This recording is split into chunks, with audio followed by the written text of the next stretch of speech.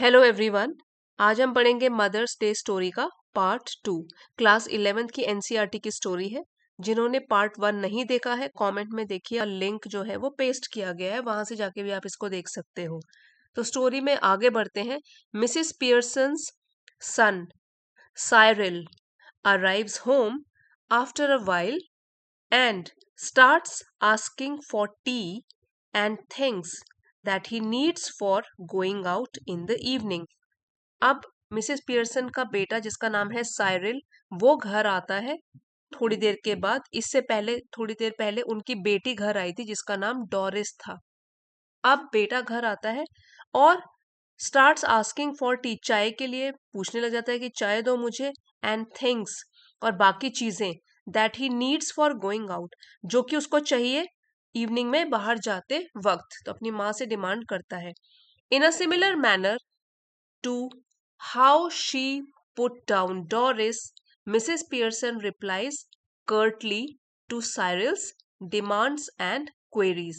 Similar manner मतलब उसी तरीके से, सिमिलर सेम टू सेम तरीके से जिस तरीके से उसने पुट डाउन किया था, मतलब कि डोरिस का कहना नहीं माना था, जो भी डिमांड्स थी उनकी बेटी की, उसको सेम तरीके से मिसेस पियर्सन रिप्लाई करती है, जवाब देती है अपने बेटे साइरिल को भी। कर्टली, इसका मतलब होता है रूडली, मतलब कि रूखे तरीके से, गुस्से से। अब ये दो वर्ड्स जो है ना, एक तो होता है कर्ट, तो इसका मतलब हो गया कि रूखापन, और एक होता है कर्टियस। कर्टियस इसका मतलब होता है पोलाइट, विनम्रता के साथ। तो दोनों के दोनों वर्ड थोड़ा सिमिलर है, इसलिए कंफ्यूजन हो जाता है। कर्ट का मतलब होता है नॉट पोलाइट, और कर्टियस का मतलब होता है पोलाइट। तो एक रूखे ढंग से मिसेस पियर्सन रिप्लाई करती है साइरिल की डिमांड, जो भी करता है और जो भी पूछताछ करता है अपनी मदर से, implying that she couldn't care less.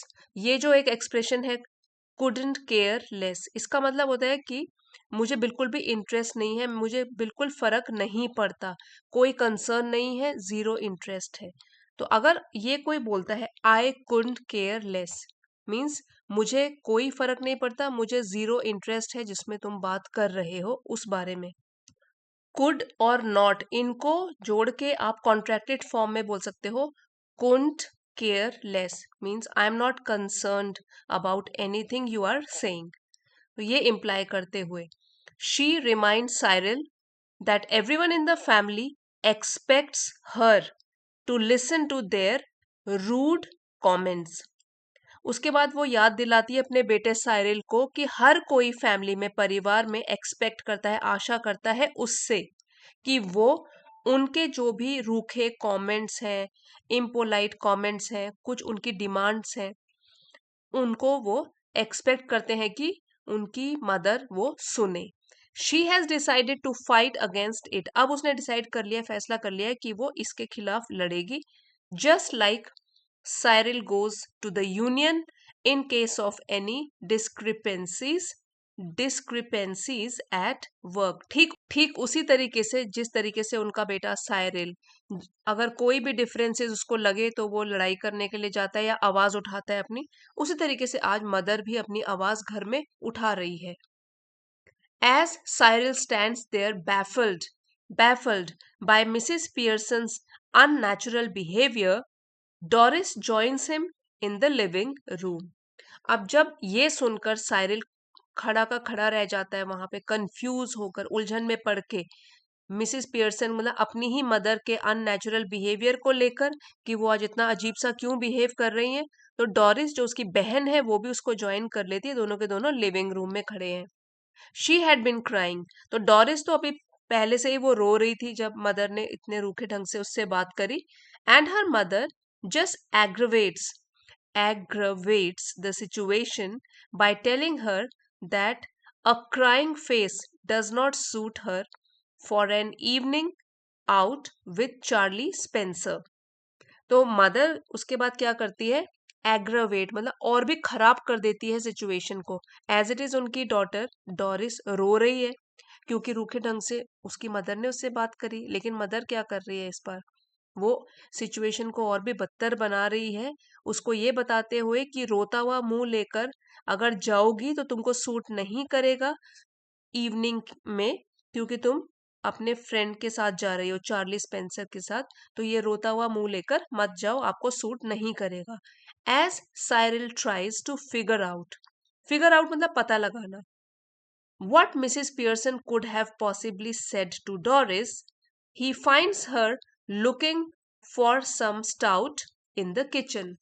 अब जैसे ही साइरल कोशिश करता है ये पता लगाने का कि क्या कहा होगा मेरी मदर ने, कुड हैव पॉसिबली, क्या उन्होंने कहा होगा डोरिस को कि डोरिस जो है रो रही है, तो वो पाता है अपनी मदर को कि वो ढूंढ रही है किचन में स्टाउट। स्टाउट होती है एक स्ट्रॉन्ग बियर, तो अपने लिए कुछ बियर ढूंढ रही है किचन में। Cyril and Doris talk to each other about the new development in Mrs Pearson's attitude. अब दोनों भाई बहन एक दूसरे से बात करने लग जाते हैं, ये किस तरीके का डेवलपमेंट हुआ है हमारी मदर के एटीट्यूड में, ऐसा कैसे चेंज हो गई है वो।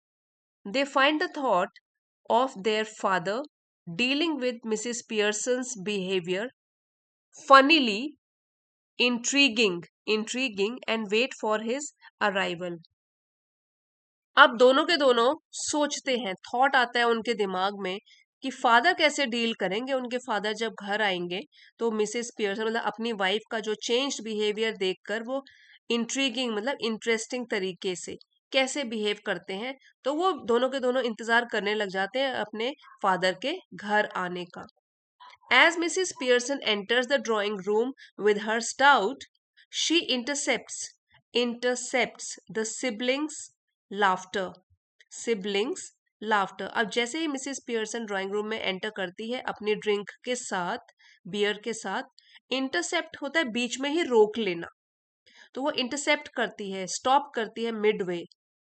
जो अपने उनके बच्चे हैं और भाई बहन जो एक दूसरे के साथ हंस रहे हैं, गिगल कर रहे हैं कि फादर किस तरीके से अब इसको हैंडल करेंगे, तो शी इंटरसेप्ट्स द सिबलिंग्स, दोनों भाई बहनों की लाफ्टर, हंसी खुशी, गिगल्स भी होता है हंसी, एंड रेप्रिमांड्स देम। सो रेप्रिमांड मतलब डांट लगाना, डांटती है उनको for not behaving their age, की वो अपनी उम्र के हिसाब से बिहेव नहीं कर रहे हैं अपनी मदर के सामने। तो बिहेविंग देयर एज या बिहेविंग वंस एज मतलब अपनी एज के हिसाब से काम करना या बिहेव करना। When Doris asked the reason behind her sudden change in behavior, Mrs. Pearson replies that all the family members do is come home, ask her for something and go back again. तो वो कहती है, जब बेटी reason पूछती है कि आप ऐसे क्यों चेंज हो गए हो, मिसी पियर्सन बताती हैं कि सारे के सारे फैमिली मेंबर्स क्या करते हैं जब वो वापस काम से आते हैं, कुछ ना कुछ पूछते हैं, आस्क हर फॉर समथिंग कि ये चाहिए वो चाहिए, और फिर वापस अपने अपने काम पे लग जाते हैं, अपनी अपनी जगह चले जाते हैं। She also threatens them by saying that her work of 8 hours is done and that she might go for an outing during the weekend. Threaten मतलब धमकी देती है, इसके साथ साथ अपने बच्चों को बोलती है कि 8 घंटे का काम आज का मेरा पूरा हो गया और हो सकता है माइट गो आउट, हो सकता है कि मैं एक आउटिंग पर जाऊं इस वीकेंड। तो वीकेंड होता है सैटरडे संडे, और मंडे टू फ्राइडे इनको बोलते हैं वीक डेज। वीकडेज होते हैं Monday to Friday and weekend होता है Saturday Sunday. The husband George arrives home and is treated in the same way as Cyril and Doris. तो अब हस्बैंड भी घर आता है, उसका नाम है जॉर्ज, और उसको भी वैसे ही बिहेवियर का सामना करना पड़ता है, उसको भी उस तरीके से ट्रीट किया जाता है उसकी वाइफ के द्वारा जिस तरीके से साइरल और डोरिस को ट्रीट किया गया, मतलब खराब ढंग से। Mrs. Pearson also goes ahead to tell him how people at the club called him Pompey Ompy George. और उसके बाद मिसिस पियर्सन और भी बताती है कि किस तरीके से लोग उसको क्लब में इस नाम से पुकारते हैं, Pompey Ompey George. Mrs Fitzgerald enters the house now. अब इस मौके पर मिसिस फिट्जजेरल्ड जो उसकी सहेली है, फ्रेंड है, वो आती है घर, and is worried about how Mrs Pearson is treating the family members. और वो चिंतित है कि मिसिस पियर्सन किस तरीके से अपने फैमिली मेंबर्स को ट्रीट कर रही है, कैसे उनके साथ बिहेवियर है उसका। She begs Mrs Pearson to stop, but the latter seems furious at her family's behavior and scolds them to learn some manners. तो मिसेस फिट्जजेरल्ड विनती करती है, रिक्वेस्ट करती है मिसेस पियर्सन से कि अब बस चुप करो। लेकिन लैटर, अब लैटर मतलब बाद में हमने किसकी बात करी सेंटेंस में, मिसेस पहले शी है, तो शी है मिसेस फिट्जजेरल्ड के लिए, और मिसेस पियर्सन बाद में इनके लिए बात करी, इसलिए यहाँ पे हम लैटर बोल रहे हैं। कल आपको बताया था लैटर और फॉर्मर इसमें क्या डिफरेंस है। तो वो रिक्वेस्ट करती है मिसेस पियर्सन की कि बस अब बंद करो, लेकिन मिसेस पियर्सन सीम्स फ्यूरियस, वो तो बिल्कुल ही गुस्सा लग रही थी एट हर फैमिलीज बिहेवियर, कि उसका परिवार किस तरीके से बिहेव कर रहा है, और उनको डांटती है कि चलो कुछ मैनर्स सीखो, अच्छी तरीके से बिहेव करना सीखो। Mrs Fitzgerald asks Mrs Pearson to exchange their personalities back. अब इस टाइम पर मिसेस फिट्जजेरल्ड फिर रिक्वेस्ट करती है कि चलो अपनी अपनी पर्सनैलिटी में हम लोग वापस आ जाते हैं, एक्सचेंज कर लेते हैं।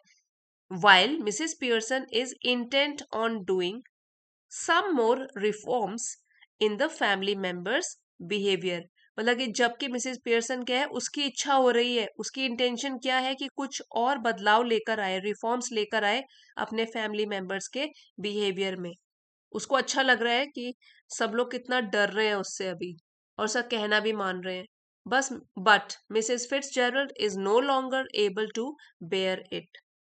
लेकिन पर्सनैलिटी अभी दोनों की एक्सचेंज हो गई है, तो अब जब मिसेस फिट्जजेरल्ड, जो कि असली में कौन है इनमें, इसके अंदर पर्सनैलिटी तो मिसेस पियर्सन की है, तो वो देख रही है कि उसकी फैमिली का क्या हाल हो गया, तो वो क्या है, अब वो इससे ज्यादा सहन नहीं कर पाती, and Mrs Pearson exchanges their personalities back. और अब क्या है, मिसेस पियर्सन दोनों के दोनों की पर्सनैलिटीज को फिर से इंटरचेंज कर लेती हैं, और वो अपनी अपनी बॉडी में वापस आ जाती है उनकी पर्सनैलिटीज, दोनों के दोनों ओरिजिनल फॉर्म में आ जाते हैं। द ओरिजिनल मिसेस पियर्सन, अब हमने ये जो देखा था बिल्कुल काम कंपोज शांत रहने वाली Mrs Pearson, starts talking in a pleasant manner, प्यार से बात करना शुरू कर देती है। while Mrs Fitzgerald reminds her to be strict, जबकि उसकी फ्रेंड उसको याद दिलाती है कि तुमको अब कंटिन्यू करना है, स्ट्रिक्ट रहना, गुस्सा वाला बने रहना है। मिसेस पियर्सन दस usage a strict tone with her family finally. तो अब इस बात पर शुरू कर देती है मिसेस पियर्सन डांटना, या फिर स्ट्रिक्ट टोन में, उसकी टोन में एक स्ट्रिक्टनेस होती है अपने ही फैमिली मेंबर्स के साथ। फाइनली आखिरकार, मतलब थोड़ा बहुत चेंज तो आ ही गया मिसेस पियर्सन में भी। And all seem to be aware of her problems, और सबके फैमिली मेंबर जैसे कि उनके हस्बैंड, उनकी बेटी, उनका बेटा, सबके सब अब ऐसा लग रहा है मानो कि वो अवेयर हों, उनको पता हो कि क्या प्रॉब्लम पहले मिसेस पियर्सन फेस कर रही थी। एंड नीड्स मतलब एक तो प्रॉब्लम्स और उसकी जरूरतें क्या है, इसके बारे में फैमिली मेंबर्स भी समझ जाते हैं। Cyril, Doris, and George become polite and understanding in their behavior towards Mrs. Pearson। अब बेटी, बेटा, बेटी और हस्बैंड सबके सब पोलाइट, विनम्र बन जाते हैं, और अंडरस्टैंडिंग, उनको समझ भी आ जाती है उनको कैसा बिहेवियर रखना है मिसेस पियर्सन के लिए।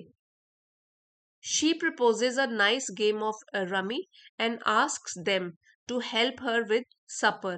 फिर वो बोलती है कि चलो एक गेम ताश का खेला जाए, रमी है ताश का, कार्ड्स का game.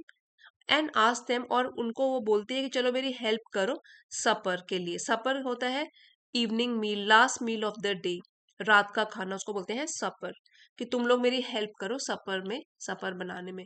Mrs Fitzgerald wishes the family good night and leaves the house, the play ends. और जब ये सारा का सारा चेंजेस देख लेती हैं उनकी फ्रेंड मिसेस फिट्जजेरल्ड, जो कि फॉर्चून टेलर है, तो वो विश करती हैं फैमिली को गुड नाइट, कि हाँ अब तो सब कुछ ठीक हो गया, और सब लोग अब उसकी कदर भी करने लग गए हैं, उसकी फ्रेंड की। तो इस पर वो फिर घर से बाहर चली जाती है, और इस तरीके से ये जो प्ले है, नाटक है, वो एंड हो जाता है। इसी लेसन का detailed PDF with word meaning, idioms and phrases और एक्सप्रेशंस, ये सब आपको डिटेल्ड पीडीएफ चैनल की एलिट मेंबरशिप को ज्वाइन करके मिल जाएगा। आप चाहते हो तो एलिट मेंबरशिप ज्वाइन कर सकते हो। अगर आपको स्क्रीनशॉट खींचना है, क्योंकि इसके वोकैबुलरी वर्ड्स बहुत ही अच्छे थे जो कि स्पोकन इंग्लिश में भी काम आएंगे, तो आप स्क्रीनशॉट खींच सकते हो वीडियो पॉज करके। और बहुत सारे वर्ड्स हैं, 67 न्यू वर्ड्स हैं। और एक बार आपको रिवाइज करना है अगर खुद से पढ़ने के लिए, तो मेन कैरेक्टर्स देख लीजिए। दो मेन कैरेक्टर्स है, एक है मिसेस पियर्सन और है मिसेस फिट्जजेरल्ड, दोनों के दोनों फ्रेंड्स हैं। फिर पर्सनालिटीज अपनी एक्सचेंज करते हैं। मिसेस पियर्सन की डॉटर का नाम है डोरिस, बेटे का नाम है साइरिल, हस्बैंड का नाम है जॉर्ज पियर्सन। और डोरिस का जो फ्रेंड है उसका नाम है चार्ली स्पेंस। तो स्टोरी का मॉरल भी यही है कि through the exchange of personalities, जब वो पर्सनैलिटीज एक्सचेंज कर लेते हैं तो मिसेस पियर्सन सीख जाती है कि उसको फर्म भी रहना चाहिए। कभी कभी फर्म होना, स्ट्रिक्ट होना भी बहुत जरूरी है कभी कभी। और फैमिली भी लर्न सीख जाती है कि उनको भी अपनी मदर या इनको, जॉर्ज को, अपनी वाइफ को रिस्पेक्ट करना चाहिए और उनको समझना भी चाहिए। सो अगर आप खुद की ही रिस्पेक्ट नहीं करोगे तो दूसरे भी आपकी रिस्पेक्ट नहीं करेंगे। ये इसका मॉरल है। अगर आपको अपनी अंडरस्टैंडिंग टेस्ट करनी है तो आप ये वाले क्वेश्चंस के आंसर्स अपने वर्ड्स में बोल के स्पोकन इंग्लिश की प्रैक्टिस भी कर सकते हो। Why did Mrs Fitzgerald help Mrs Pearson? What change came in Mrs Pearson? How did the family react to her new behaviour? What lesson did the family learn? तो ये थी हमारी आज की स्टोरी। अगर आपको पसंद आई है, please don't forget to like, share and subscribe. और दोनों पार्ट्स देखिए, part 1 and part 2 together. Thank you for watching. See you next time.